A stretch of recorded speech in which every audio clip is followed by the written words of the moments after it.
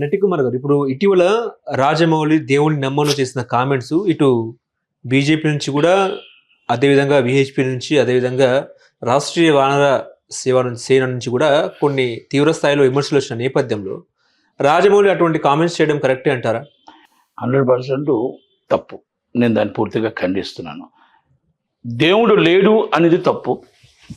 దేవుడు ఉన్నాడు. అందరికీ ఎవరి ఇష్టమైన దేవుడు వాళ్ళకుంది. ఎవరైనా వాళ్ళని ప్రేమిస్తున్నారు, వాళ్ళ దేవుణ్ణి పూజిస్తున్నారు. కనబడిన దేవుడు మనకు ఉన్నాడు. లేడు అన్న మాట తప్పు. కులమత Hindu or Muslim or Christian ఏ దేవుణ్ణి ఎవరైనా ప్రేమించవచ్చు, ఏ దేవుణ్ణి ఎవరైనా కించపరచడానికి లేదు. నెంబర్ 1. ఆయన కించపరిచాడని నేను అనుకోను. ఎందుకంటే ఆయన ఏమన్నాడంటే, నేను మా నాన్నగారు హనుమంతుడిని నమ్మమన్నాడు, హనుమంతుడిని దండం పెట్టమన్నాడు ఏదో చెప్తే నేను నమ్మట్లేదు, నాకు ఈ పని తప్పు జరిగింది అన్నాడు. నేను ఆయన అడుగుతున్నాను రాజమౌళి గారిని, అయ్యా రాజమౌళి గారు ఒకప్పుడు కష్టాల్లో మీరు ఏ పరిస్థితుల్లో ఉన్నారో, మీ కుటుంబాలు ఏ పరిస్థితులు ఉన్నాయో ఈరోజు ప్రపంచ శిఖరానికి మీరు తీసుకొచ్చి పెట్టాడు కదా, ప్రపంచ శిఖరానికి డైరెక్టర్గా మిమ్మల్ని తీసుకొచ్చి పెట్టింది ఆ దేవుడు కాదా అని అడుగుతున్నా. ఆ రోజు మీ మిసెస్ కానీ, మీరు కానీ, మీ నాన్నగారు కానీ, మీ కుటుంబం కానీ దేవుడా మమ్మల్ని కాపాడు ఇంత వాడిని చేసామని ఏ రోజు మీరు అనలేదా? ఎస్, చాలామంది దేవుణ్ణి నమ్మరు. మీరు తమిళనాడులో చాలామంది నమ్మరు, డిఎంకే కానీ చాలామంది నమ్మరు అని చెప్పి సిపిఐ వాళ్ళు నమ్మరు, సిపిఎం వాళ్ళు నమ్మరు అని చెప్పి ఎదుటి వాళ్ళని కించపరచకూడదు. దేవుణ్ణి ఒక ప్రజల మనోభావాలు దెబ్బతింటే, భక్తుల మనోభావాలు దెబ్బతింటే అంటే గౌరవించినా పర్లేదు కదా సార్? గౌరవించినా పర్లేదు కదా, ఇది దేవుడిని గౌరవించినా పర్లేదు కదా? గౌరవించాలి. మీరు దేవుణ్ణి మనం గౌరవించాలి.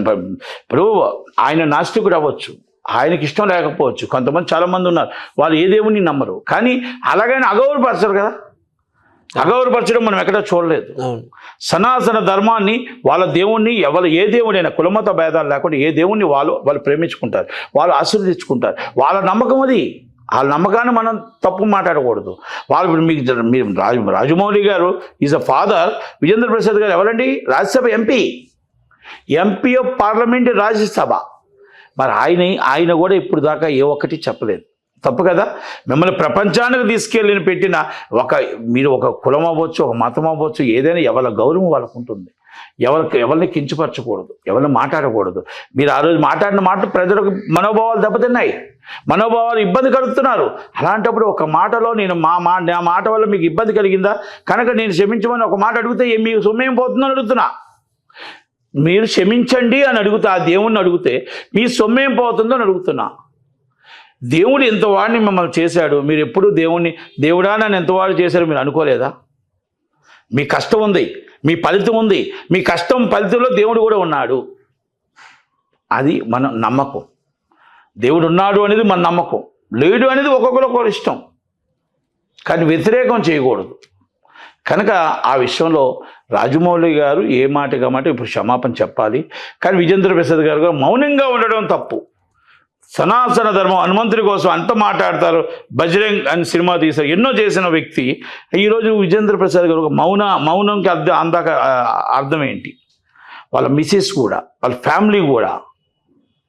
It's very important. Please request, భక్తుల మనోభావాలు దెబ్బతినకుండా, వాళ్ళని ఇబ్బంది పెట్టకుండా దేవుణ్ణి ఒక్కసారి క్షమాపణ అడిగితే, మన దేవుణ్ణి మనం అడుగుతున్నాం, క్షమాపణ అడిగితే తప్పులేదు.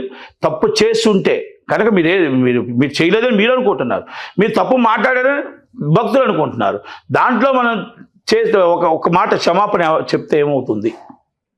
కనుక మిమ్మల్ని ప్రపంచానికి తీసుకెళ్ళిన ప్రేక్షకులు అవ్వచ్చు, మిమ్మల్ని ప్రపంచ చిత్రపటంలో తీసుకున్న దేవుడు అవ్వచ్చు, ఏది ఏమైనా మీరు మాత్రం రాజమౌళి గారు, మీరు ఇంత ఈరోజు ప్రపంచంలో మీరు ఎంత పెద్ద డైరెక్టర్ అయి ఉన్నారు అంటే దేవుడి కృప, దేవుడు అండ, దేవుడి ప్రేమ మీకు లేకపోతే లేదు. కనుక దేవుడు 100% మీరు అవునన్నా కాదన్నా దేవుడు మీతోనే అండగా ఉన్నాడు. ఓకే, మీకు బాధ అనిపించవచ్చు, ఆ సమయాన్ని మీకు ఏం బాధ అనిపించిందో మాకైతే తెలియదు. కానీ మీరు ఎట్టి పరిస్థితుల్లో ఎప్పుడు కూడా ఎదిగిన కొలది ఒదుగుంటారు. ఎప్పుడు కూడా చాలా అలాంటిలో మీరు ఎట్లు కూడా కాంట్రవర్సీకి వెళ్ళరు, ఎప్పుడు వెళ్ళలేదు. కనుక మీరు అర్థం చేసుకొని క్షమాపణ చెప్తారని, వాళ్ళ మనోభావాలు దెబ్బతినకుండా ఒకసారి క్షమాపణ చెప్తారని కోరుకుంటూ. కానీ ఈ మధ్య ఎందుకు ధార్మిక వాహిక చిత్రాలు ఎందుకు వస్తున్నాయంటే ఏం చెప్తారు సార్? హిందూ ధార్మిక చిత్రాలకు సంబంధించి ఎందుకు వస్తున్నాయి సినిమాలు ఎక్కువగా? ఇప్పుడు హిందూ దేశం అని ప్రమోట్ చేస్తున్నారు, మన హిందూ దేశం ప్రమోట్ చేస్తున్నారు.